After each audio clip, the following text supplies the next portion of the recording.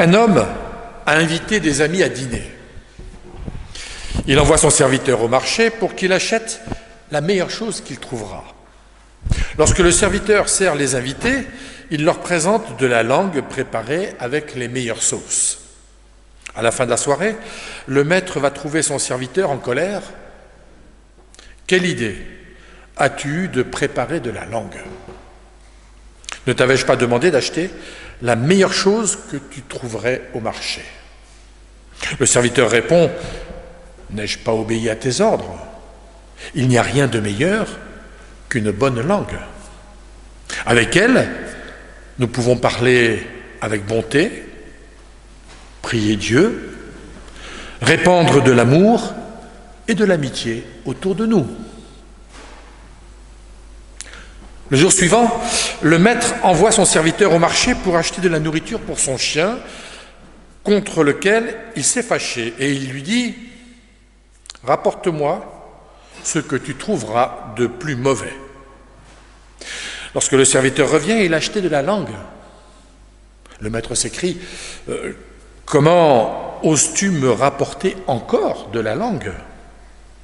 Le serviteur répond « Il n'y a rien de pire qu'une mauvaise langue.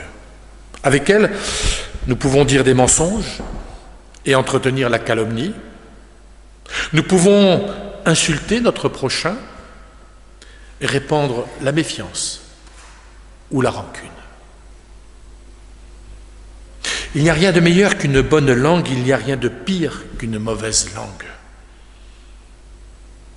Frères et sœurs, que faisons-nous de notre langue ? L'utilisons-nous pour dire ou pour médire, pour supporter ou pour colporter, pour bénir ou pour bannir? Nous avons tous besoin de guérir notre langue. Que ce matin, notre bouche ne s'ouvre que pour soutenir notre prochain par la parole et la prière. Bénir notre Seigneur dans nos chants et notre louange. Chanter notre foi de tout notre cœur. Seigneur, ouvre mes lèvres et ma bouche publiera ta louange.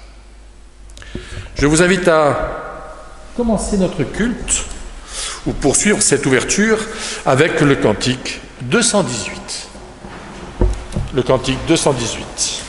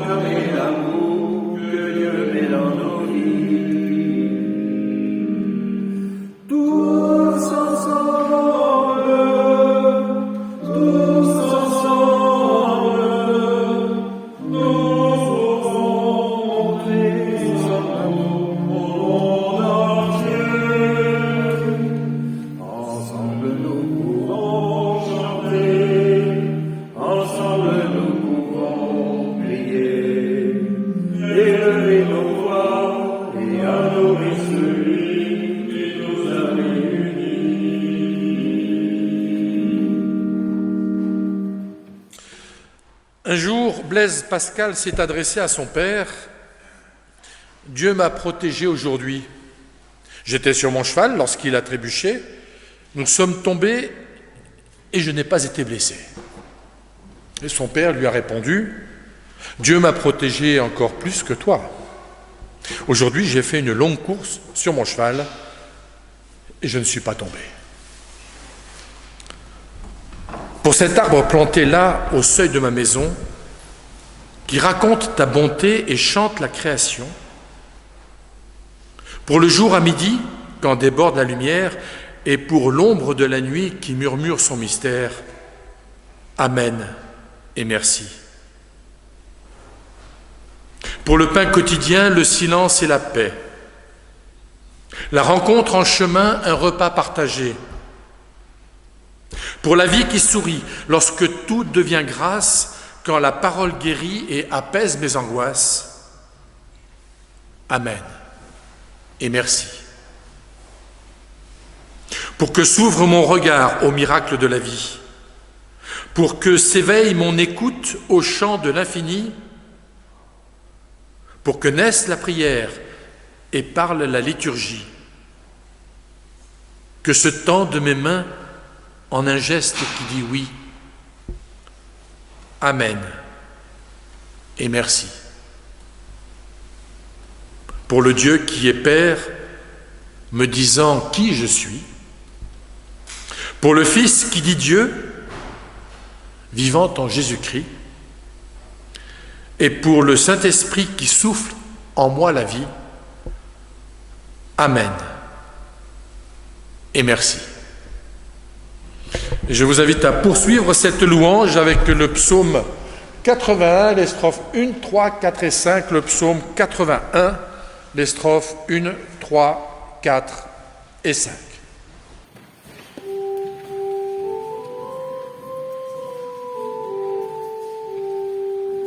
Que nos chants joyeux, nos cris d'allégresse, jaillissent de Dieu, le puissant Seigneur, qui est sa vigueur dans notre faiblesse. Dieu nous a donné ce jour d'espérance, il a ordonné pour nous dans le souvenir de sa délivrance. J'entends une voix nouvelle, qui dit lève-toi, redresse ton dos, j'ôte le fardeau, je brise ta chaîne.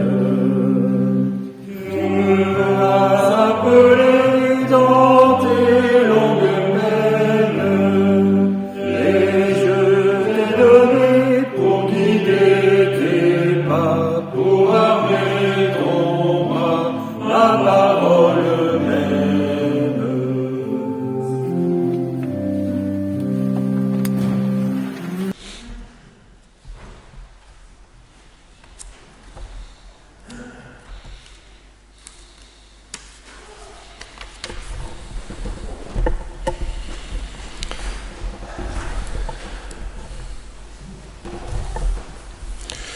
Dans le psaume 32, David parle du pouvoir de la parole de confession et de la libération du pardon.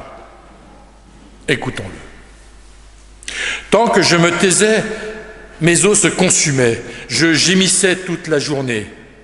Nuit et jour, ta main sur moi pesait, ma vigueur se desséchait comme au cœur de l'été. Je t'ai avoué mon péché, je n'ai pas couvert mon forfait, mes offenses, je les ai confessées, et toi, tu as enlevé la faute de mon péché. Je vous invite à la prière.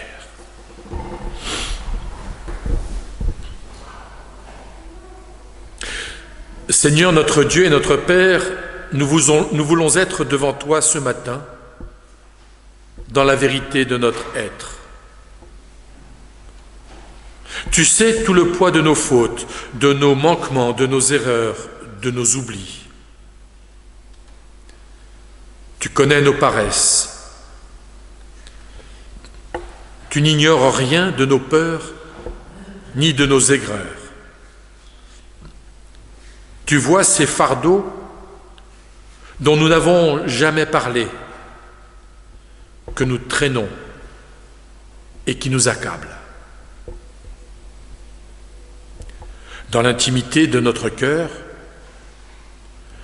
nous voulons maintenant te dire notre misère et déposer devant toi ce qui nous pèse.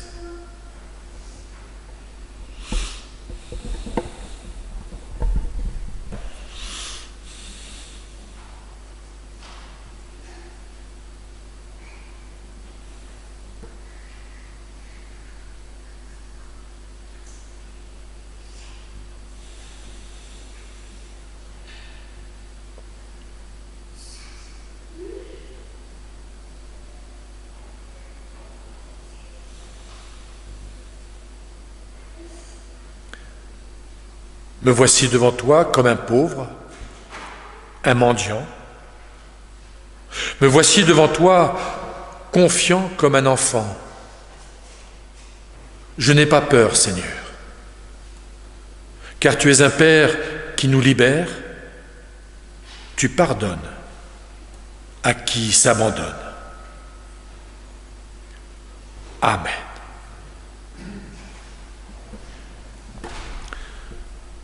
Jésus a dit, « Venez à moi, vous tous qui êtes fatigués et chargés, et je vous donnerai du repos. »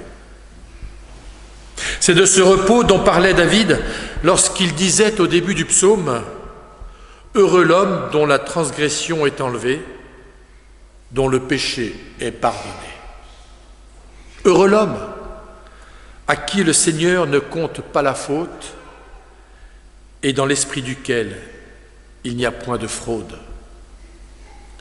Que le pardon de Dieu soit ta forteresse, que le salut de Dieu soit ton unique richesse, que la joie de Dieu soit ton allégresse.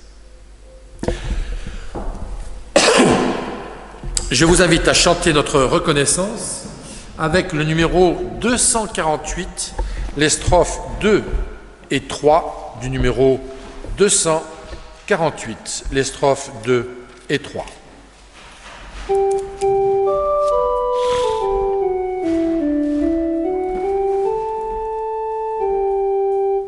Jour après jour, Seigneur, par ta grâce et ta puissance, qui nous donne la foi et l'amour et l'espérance. À toi, Seigneur, notre âme rend tout honneur, et dit sa reconnaissance.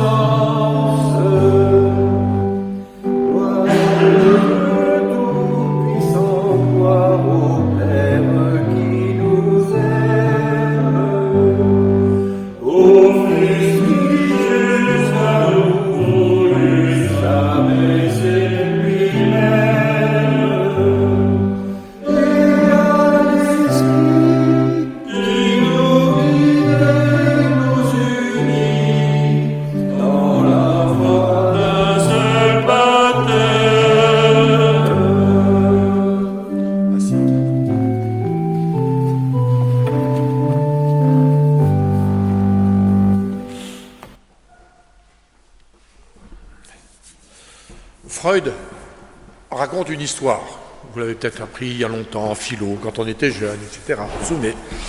Un enfant a peur du noir. Il s'adresse à sa tante qui est dans la pièce d'à côté. « Parle-moi car j'ai peur. » La tante répond « À quoi cela te servirait-il puisque tu ne me vois pas ?» Alors l'enfant lui répond « Il fait plus clair lorsque quelqu'un parle. » Nous prions Dieu. Seigneur, notre monde est dans la nuit. La nuit de la violence, de la guerre, de l'injustice. La nuit de la faim et du froid. La nuit de la peur et de la solitude. Pour beaucoup d'êtres humains, notre monde ressemble trop souvent à une nuit glaciale et silencieuse, à une nuit de guerre. Par le Seigneur, pour que brille ce matin sur nous ta lumière. Que ta parole habite nos silences. Que ta lumière éclaire nos ténèbres. Que ta paix triomphe de nos errances. Que ta justice renouvelle notre terre. Amen.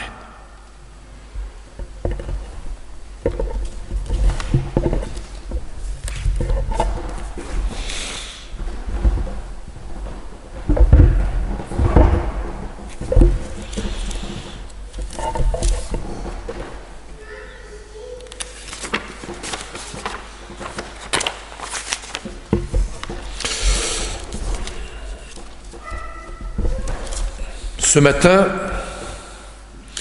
nous avons 3 textes qui nous sont proposés. Tout d'abord, dans le livre de l'Exode, au chapitre 3, les 15 premiers versets. Exode 3, les versets 1 à 15.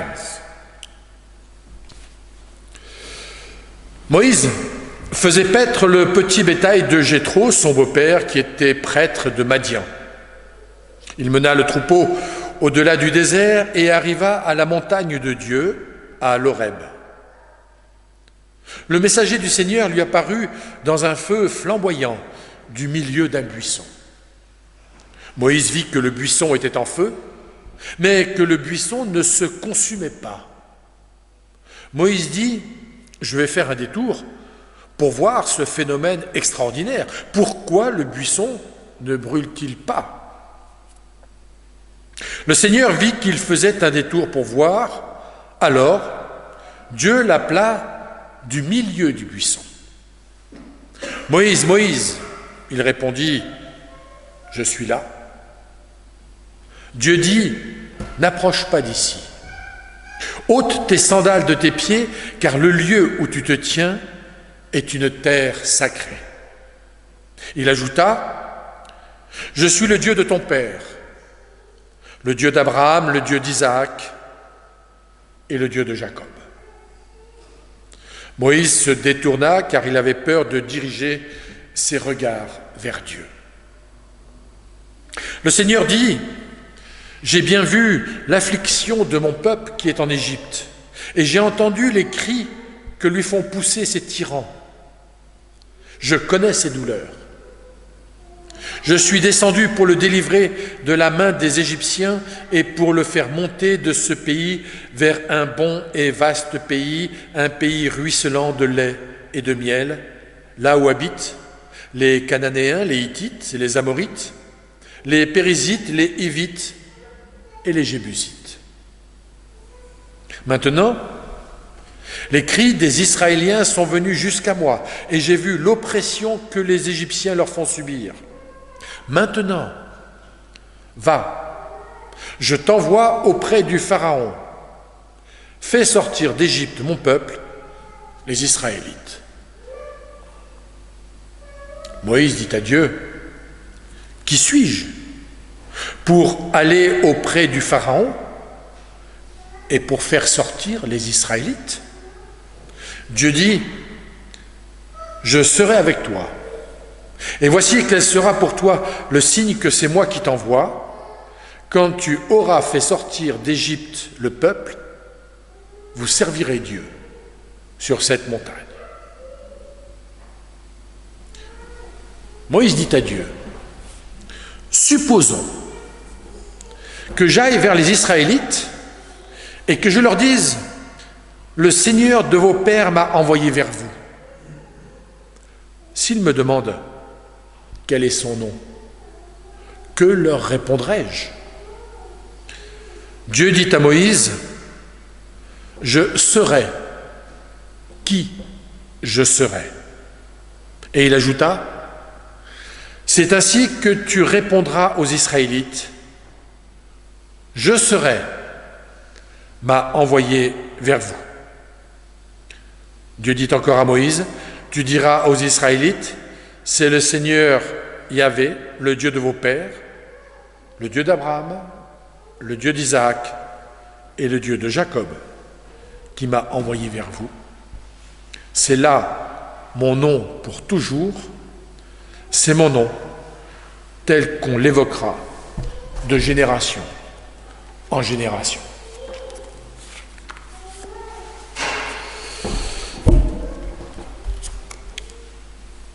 Dans les épîtres de Paul, la première aux Corinthiens, au chapitre 10, un texte, les versets 1 à 9, 1 Corinthiens 10, 1 à 9, un texte qui n'est peut-être pas très facile d'entendre, compte tenu des circonstances particulières. J'avoue que certains versets me restent, permettez-moi l'expression, un peu en travers quand même de la gorge. Mes frères, je ne veux pas que vous l'ignoriez. Nos pères ont tous été sous la nuée, ils sont passés au travers de la mer, ils ont tous reçu le baptême de Moïse dans la nuée et dans la mer. Ils ont tous mangé la même nourriture spirituelle et ils ont tous bu le même breuvage spirituel. Ils buvaient en effet à un rocher spirituel qui les suivait, et ce rocher, c'était le Christ. Pourtant, la plupart d'entre eux n'ont pas été agréés par Dieu, puisqu'ils ont été abattus dans le désert. Ce sont là des exemples pour nous, afin que nous n'ayons pas de mauvais désirs, comme ils en ont eu. Ne devenez pas idolâtres, comme certains d'entre eux, ainsi qu'il est écrit, le peuple s'assit pour manger et pour boire, puis ils se levèrent pour s'amuser. Ne nous livrons pas à l'inconduite sexuelle, comme certains d'entre eux s'y livrèrent, il en tomba 23 000 en un seul jour. Ne provoquons pas le Christ, comme certains d'entre eux le firent, les serpents les firent disparaître. Ne maugréez pas, comme certains d'entre eux maugréèrent, les destructeurs les firent disparaître. Or, tout cela leur est arrivé à titre d'exemple et a été écrit pour nous avertir, nous, sur qui la fin des temps est arrivée. Ainsi donc, que celui qui pense être debout prenne garde de tomber.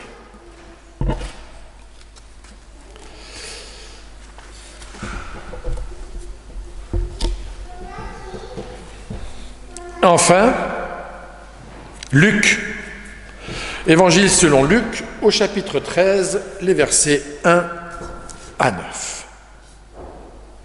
En ce temps-là, quelques personnes vinrent lui raconter à Jésus ce qui était arrivé à des Galiléens dont Pilate avait mêlé le sang à celui de leur sacrifice. Il leur répondit, « Pensez-vous que ces Galiléens aient été de plus grands pécheurs que tous les autres Galiléens parce qu'ils ont souffert de la sorte? Non, je vous le dis. Mais si vous ne changez pas radicalement, vous disparaîtrez tous de même. » Ou encore, ces 18 sur qui est tombée la tour de Siloé et qu'elle a tué. Pensez-vous qu'ils aient été plus coupables que tous les autres habitants de Jérusalem? Non, je vous le dis, mais si vous ne changez pas radicalement, vous disparaîtrez tous pareillement. Il disait aussi cette parabole. Un homme avait un figuier planté dans sa vigne. Il y vint chercher du fruit et n'en trouva pas. Alors il dit au vigneron, « Voilà 3 ans que je viens chercher du fruit sur ce figuier et je n'en trouve pas. Coupe-le donc. Pourquoi occuperait-il la terre inutilement ?» Le vigneron lui répondit, « Maître, laisse-le encore cette année, le temps que je creuse autour et que j'y mette du fumier. Peut-être produira-t-il du fruit à l'avenir, sinon tu le couperas. »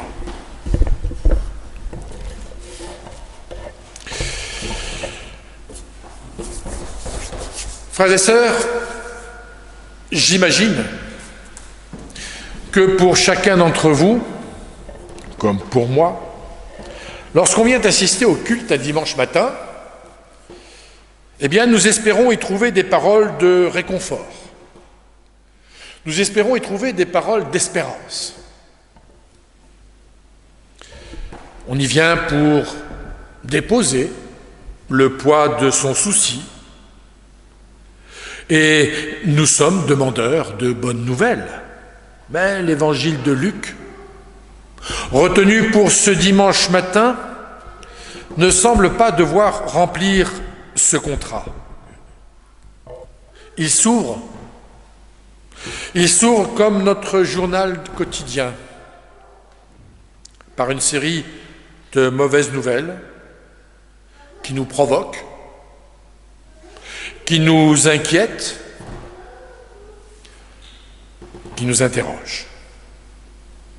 La première manchette de ce pseudo-journal s'ouvre sur l'annonce d'un massacre de pèlerins par l'autorité en place, l'occupant romain, massacre perpétré au temple au moment des sacrifices. Pilate a mélangé le sang des sacrifices avec celui des personnes. Des questions se formulent dans notre tête. Nous nous demandons pourquoi Dieu a-t-il permis une telle horreur ? Nous cherchons volontiers à la hâte des explications qui relèveraient du bon sens et qui expliqueraient une telle situation. Pourquoi ? Le contexte semble suggérer que ces gens devaient être bien coupables pour que Dieu accepte que leur sacrifice soit interrompu d'une manière si cruelle. Personne ne s'étonne de la cruauté de Pilate qui a ordonné la chose, mais on pense plutôt à des rebelles zélotes qui auraient fomenté un coup d'État dans le temple et dont le projet aurait été déjoué. En tout cas, personne ne s'étonne vraiment de rien. Jésus, pour sa part, semble prendre lui aussi de la distance par rapport à l'événement qu'il commente, d'une manière laconique, en disant que nous sommes tous menacés et qu'il faut s'y préparer. Il faut donc nous préparer au pire pour ne pas être surpris. L'espérance, à la recherche de laquelle nous étions venus au culte, ne semble pas être au rendez-vous. La deuxième manchette fait état d'une catastrophe. Une tour s'effondre à Siloé, 18 morts. L'événement est présenté comme un fait banal, un fait divers. Et Jésus fait exactement le même commentaire que précédemment, aucune allusion à Dieu qui n'y est pour rien.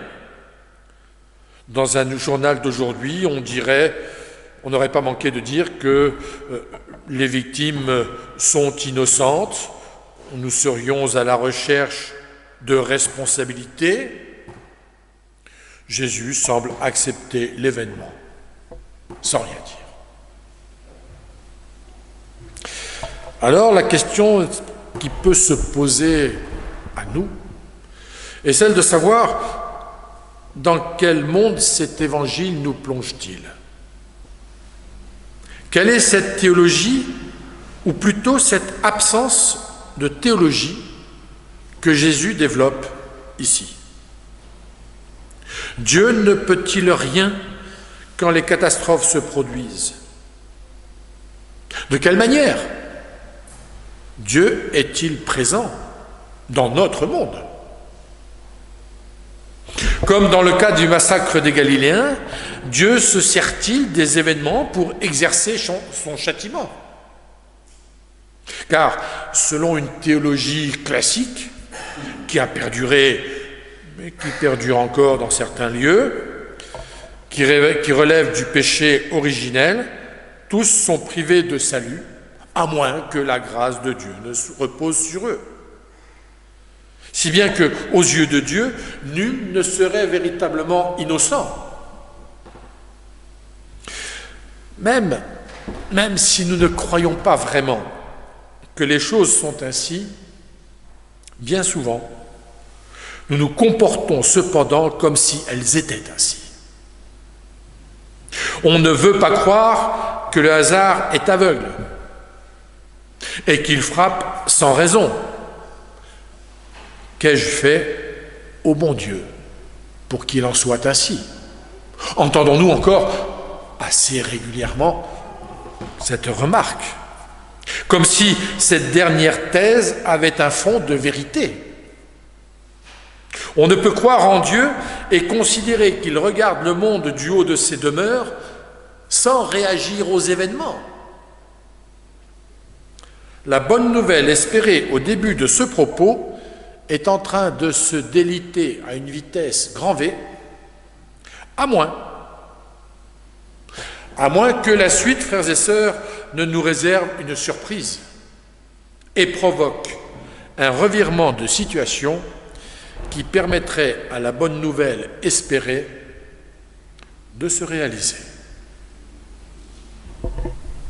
Sans transition aucune. Et pour expliquer la position pour le moins suspecte de Jésus, l'Évangile vient nous donner un cours de jardinage. Nous sommes placés face au dilemme qui se pose entre un propriétaire et son jardinier qui ne sont pas d'accord sur le sort que l'on doit réserver à un figuier planté depuis 3 ans et qui ne donne aucun fruit. C'est un cas, frères et sœurs, suffisamment rare pour que l'on en parle à la une des journaux. Ce type d'arbre s'accommode en principe de tous les terrains et normalement produit du fruit au bout de 3 ou 4 ans. Celui dont il est question ici n'obéit pas aux règles classiques et mérite qu'on le coupe avant qu'il n'ait épuisé la terre de la vigne au milieu de laquelle il a été planté.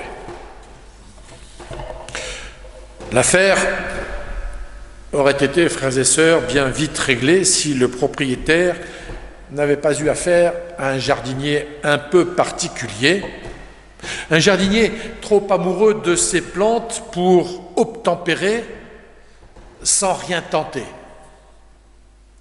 Ce serait un véritable supplice pour lui de détruire cet arbre, même improductif, sans n'avoir rien fait pour lui. Il plaide donc auprès du propriétaire la cause de cet arbre rétif. Et il se propose même de mettre la main à la pioche, creuser la terre, l'amender, lui mettre du fumier. Il espère ainsi que, par ses soins ajoutés à une année supplémentaire, le figuier, pourrait-on dire, se déciderait enfin à produire quelque chose. En disant « peut-être », le jardinier apporte comme l'ombre d'un espoir. Peut-être produira-t-il du fruit. Il apporte l'ombre d'un espoir pour le figuier ainsi que sur tout le reste de l'histoire au cours de laquelle on a évoqué un massacre de pèlerins, la mort de 18 personnes par accident. Peut-être que cette histoire, frères et sœurs, va changer notre regard sur ce triste monde où nous vivons. Mais la logique de la raison humaine vient assombrir ce rayon d'optimisme. Si ça ne marche pas, si l'arbre ne produit pas, on le coupera. Mais ce ne sera pas le vigneron qui coupera cet arbre. Ce sera le propriétaire, si ça lui chante. C'est là que se situe le renversement de situation que j'espérais tout à l'heure pour ouvrir la porte de l'espérance et qu'enfin une bonne nouvelle fasse son entrée dans ce récit. Qui est donc ce propriétaire amateur de figues? Qui est ce propriétaire amateur de figues? Oh, un instant, on a cru que c'était Dieu. Mais un instant seulement, car apparemment, Dieu n'est pas dans ce rôle-là. On imagine mal le serviteur donnant des ordres à son propriétaire. Or, Dans cette parabole, c'est lui, le vigneron, qui prend les initiatives et qui dit au maître ce qu'il va essayer de tenter. Pour comprendre, frères et sœurs, il va falloir inverser les valeurs. Celui qui a des idées de générosité, qui met la main à la pioche, et même qui les met dans le fumier, c'est Dieu. Celui qui exige que le figuier le nourrisse et que le vigneron exécute ses ordres, c'est nous. Celui qui menace de mort le figuier, c'est nous. Celui qui cherche à le sauver, c'est Dieu. Curieusement, le Dieu serviteur ne reproche pas son comportement au propriétaire qui est l'homme et que nous sommes, et qui se croit propriétaire du monde. Il le met, l'homme, en face de ses responsabilités. Quand Dieu aura fait ce qu'il devait faire, il invite l'homme à prendre ses responsabilités. Si tu veux couper l'arbre, c'est toi qui le feras. Ne me demande pas de le faire. Et on pourrait rajouter, et ne viens pas te plaindre par la suite des conséquences. La bonne nouvelle, c'est que le monde n'est pas voué à la fatalité d'un Dieu qui ne fait rien et qui laisse faire. Le Dieu de Jésus-Christ nous présente ici un Dieu à l'œuvre, qui travaille à améliorer le monde. Il enseigne l'homme à le considérer autrement qu'il ne le fait habituellement, et c'est à la vie qu'il donne la priorité. Tel est le Dieu que Jésus présente ici. Quant à nous, nous devons nous reconnaître dans le rôle de celui qui reproche à Dieu de ne pas faire ce qu'il aurait dû faire. Tu aurais dû protéger ces pèlerins au moment où ils faisaient leur dévotion.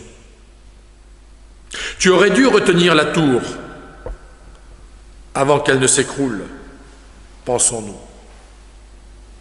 Les hommes se comportent comme s'ils étaient les maîtres d'un Dieu qui ne veut pas leur obéir. Faisons Dieu à notre image. La bonne nouvelle ici, c'est que Dieu n'a pas besoin de nous pour lui donner des ordres, car il sait déjà ce qu'il faut faire pour que les choses aillent mieux, et il nous inspire les choses à faire. Mais nous, sommes-nous capables de l'entendre? Mais nous, sommes-nous capables de l'écouter? Dans bien des situations, nous savons que la réponse est non. Et l'actualité de ce jour nous le démontre dans le quotidien de nos vies. Un dictateur massacre, un dictateur tue, détruit par pur désir de puissance. Ce même dictateur, d'ailleurs, va dans quelques jours aller fêter Pâques dans une église orthodoxe, sans remords. Ce même dictateur est même d'ailleurs soutenu par le métropolite orthodoxe de Russie, qui est un fan de Poutine.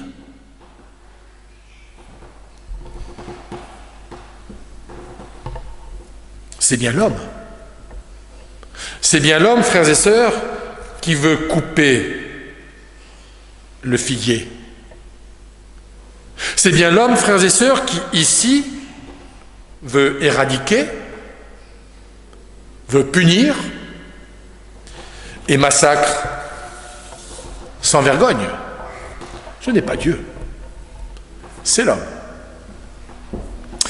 Dieu nous suggère, frères et sœurs, comme le dit la parabole, de mettre la main à la pâte ou à la pioche, en ce qui concerne le texte, de même mettre les mains dans le fumier, pour bien répartir le fumier dans le trou et de travailler pour que la vie s'enrichisse autour de nous.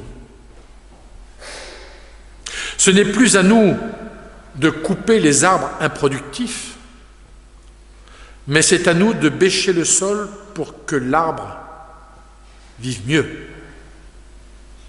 Mais cela est-il audible? Mais cela est-il audible? Pour certains, il est évident que non. Être assez patient pour que le figuier produise du fruit. N'est-ce pas là d'ailleurs être assez patient, l'essence même de nos services d'entraide, de nos diaconats? Être assez patient. C'est l'antinomie de la productivité, de l'appât du gain, de la volonté de puissance, de la volonté de domination du monde. Frères et sœurs, c'est tout simplement l'inverse d'une dictature. Mais nous le savons bien, tous les dictateurs ont tendance à se prendre souvent pour Dieu. Ils croient avoir le droit de vie et de mort sur l'être humain. Le dictateur punit, châtie, il remet dans le droit chemin. Il est Dieu, pense-t-il, ou bien, à minima, Dieu est avec lui. Laisse-le encore cette année. Laisse-le encore cette année et nous verrons bien l'année prochaine. En clair, essaie aujourd'hui, demain et toujours. Amen.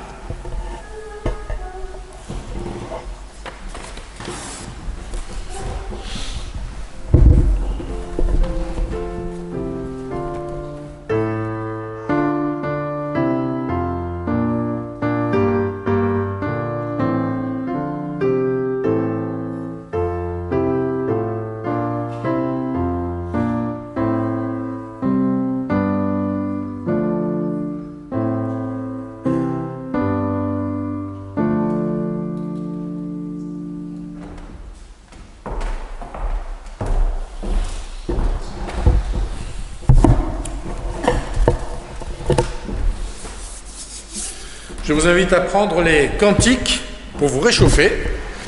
Au cantique 407, les strophes 1, 2, 3, 4. Le cantique 407, les strophes 1, 2, 3 et 4.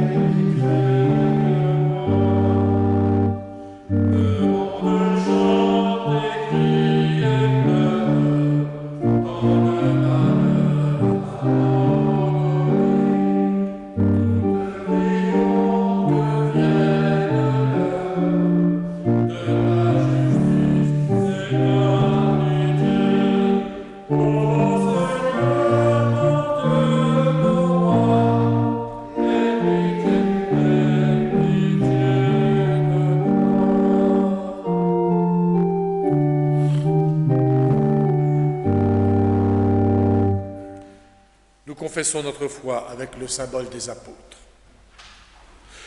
Je crois en Dieu, le Père Tout-Puissant, Créateur du ciel et de la terre. Je crois en Jésus-Christ, son Fils unique, notre Seigneur, qui a été conçu du Saint-Esprit et qui est né de la Vierge Marie. Il a souffert sous Ponce Pilate, il a été crucifié, il est mort, il a été enseveli, il est descendu au séjour des morts. Le troisième jour, il est ressuscité des morts, il est monté au ciel. Il siège à la droite de Dieu, le Père Tout-Puissant. Il viendra de là pour juger les vivants et les morts. Je crois en l'Esprit Saint. Je crois la Sainte Église universelle, la communion des saints, la rémission des péchés, la résurrection de la chair et la vie éternelle. Amen. Et nous prenons le numéro 822.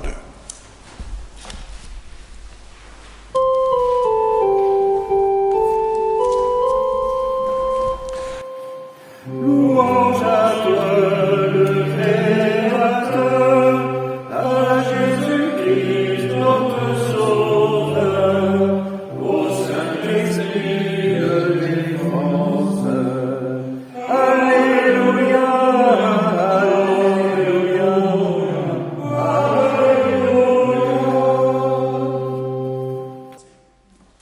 Bruno,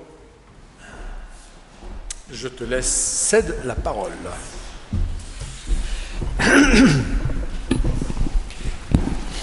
Merci, bonjour à toutes et à tous.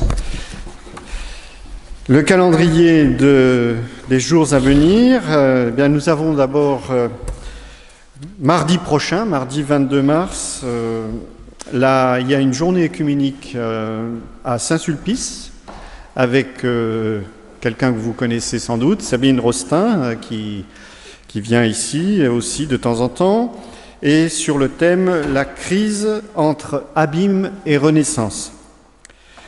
Donc cette journée a lieu à Saint-Sulpice de 9h30 à 16h. Et puis après, il y a aussi une rencontre ici même, à 18h, avec une pasteur candidate, donc Nadine Pi. Cette rencontre est ouverte à partir de 18h à tout membre de l'Église, et même non-membre d'ailleurs, toute personne intéressée, jusqu'à 19h, et à partir de 19h, Nadine rencontrera le conseil presbytéral, ici même, donc salle Jolibois, à partir de 18h jusqu'à 20h à peu près. Donc une journée bien chargée, mardi prochain, mardi 22 mars. Et puis on continue dans la semaine, puisque le 27 mars, nous avons notre assemblée générale. Je précise que le culte a lieu à 9h30, il est donc avancé de 3/4 d'heure, et qu'ensuite l'assemblée aura lieu ici même, dans le temple, et elle pourra, pour ceux qui le souhaitent, être suivie d'un repas à, ici même, salle Jolibois. Ce sera le jour du changement d'heure. C'est le jour du changement d'heure, donc il va falloir se lever, dormir 1 heure de moins. Voilà, donc pratiquement, ça fait que le culte commencera à 8h30, heure actuelle. Bon, mais bon, pour une fois, on chauffera peut-être le temple quand même. Sinon, un peu plus tard, eh bien, il y a l'atelier créatif, jeudi 31 mars, et le partage œcuménique, comme d'habitude, premier lundi de chaque mois, le 4 avril à 17h, ici même, salle Jolibois. Voilà, j'espère ne pas en avoir oublié. Maintenant, si les uns ou les autres voulaient en ajouter quelque chose, c'est toujours possible. Merci.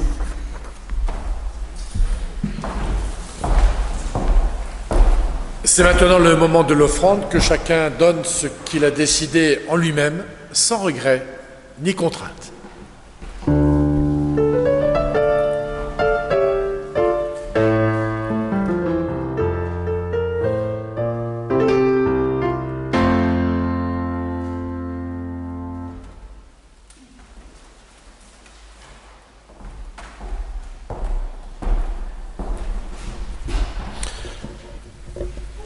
Frères et sœurs, je vous invite à nous unir dans la prière d'intercession.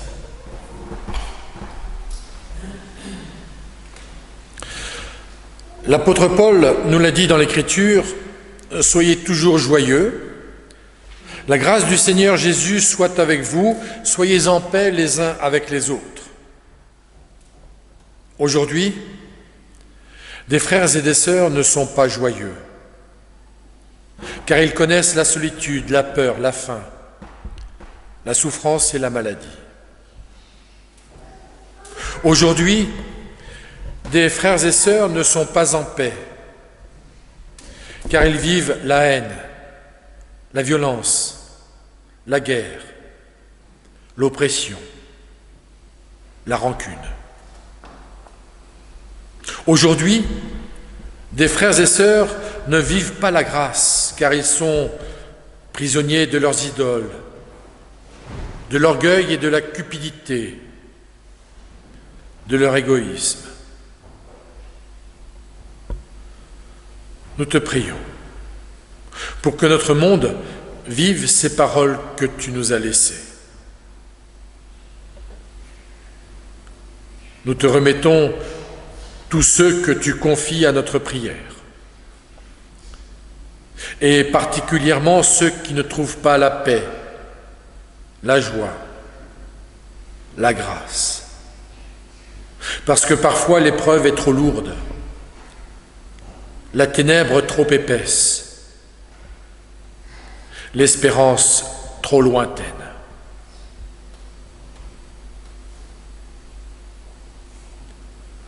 Nous te remettons les chefs des peuples, pour qu'ils aient à cœur de promouvoir la justice et la paix.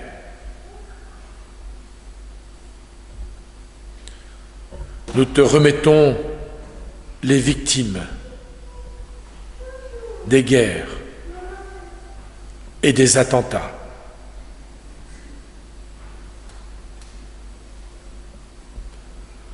Nous te remettons les familles et les communautés pour qu'elles soient des lieux de partage, d'amour et de réconciliation.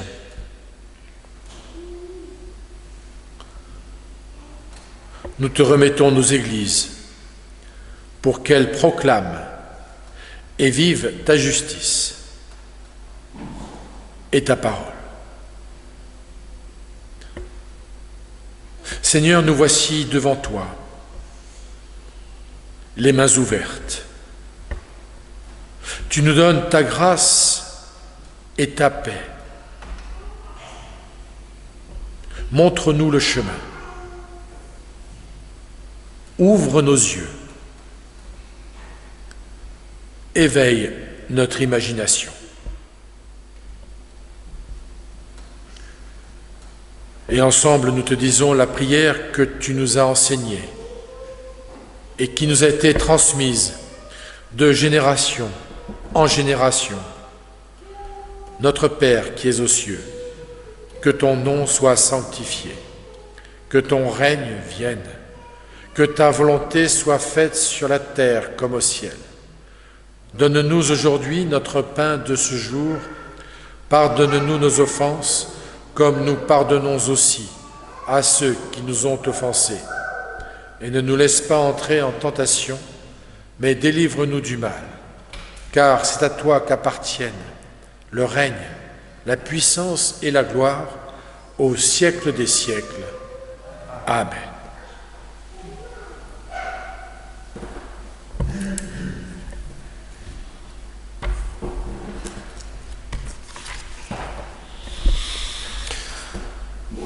Jean Chrysostome dit « Quand tu t'assieds pour lire les paroles de Dieu, demande-lui d'abord d'ouvrir les yeux de ton cœur, afin de ne pas seulement lire les Écritures, mais aussi de les accomplir. » Je vous invite à vous lever. Frères et sœurs, en entrant dans ce temple, nous nous sommes assis. Nous avons prié pour que Dieu éclaire notre compréhension. Nous avons médité les Écritures.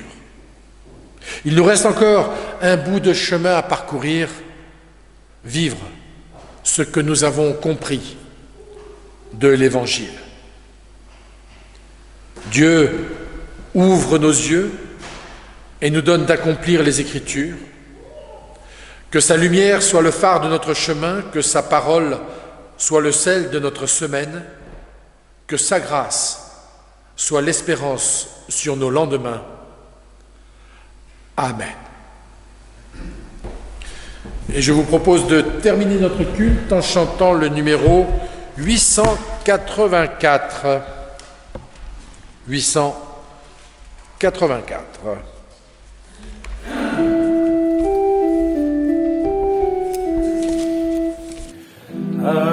Affermis-nous par ton esprit, dans ta parole, ô Jésus-Christ, reste avec nous dans les combats, et loin du mal conduis nos pas.